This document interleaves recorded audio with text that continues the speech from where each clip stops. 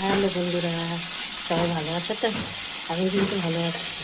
এই দেখো, এখন আমি রান্না করছি হলো কাতলা মাছ আর ডাল, পাঁচ শাকের ঝোল, আলুর চাটনি।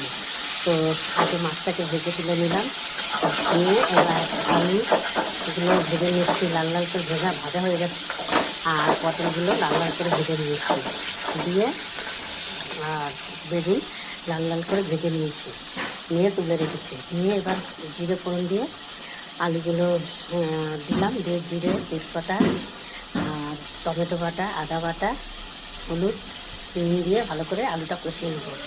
নিয়ে পরিমাণ মতো জল দেবো, দিয়ে পটল ভাজাটা, বেগুন ভাজাটা ওর মধ্যে দিয়ে দেবো, মাছটাও দিয়ে দেবো, দিয়ে ঢাকা দেবো। দিয়ে 10 মিনিট পরে ওইটাকে তুলে, ঢাকাটা তুলে জিরে ভেজে রেখেছি ওটা গুঁড়ো করে দিয়ে আর ধনে পাতা ছড়িয়ে দেবো, দিয়ে নামিয়ে দেবো।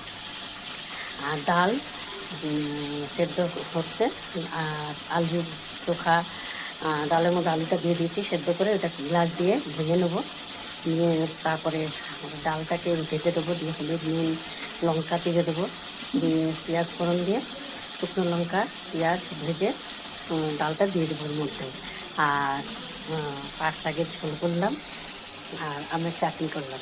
এই দেখো, এটা পাট শাকের ঝোল, এটা আমের চাটনি, এই যে মাছ ভেজে রেখেছি, এই যে বেগুন পটল ভেজে রেখেছি, এই যে মশলা করে রেখেছি, আর এই যে ডাল আলু সেদ্ধ সেদ্ধ হচ্ছে, আর এই যে আলু টমেটো দিয়ে ভাজা হচ্ছে, এই মশলাটা দেবো, দিয়ে সবাইকে পরিবেশন করবো।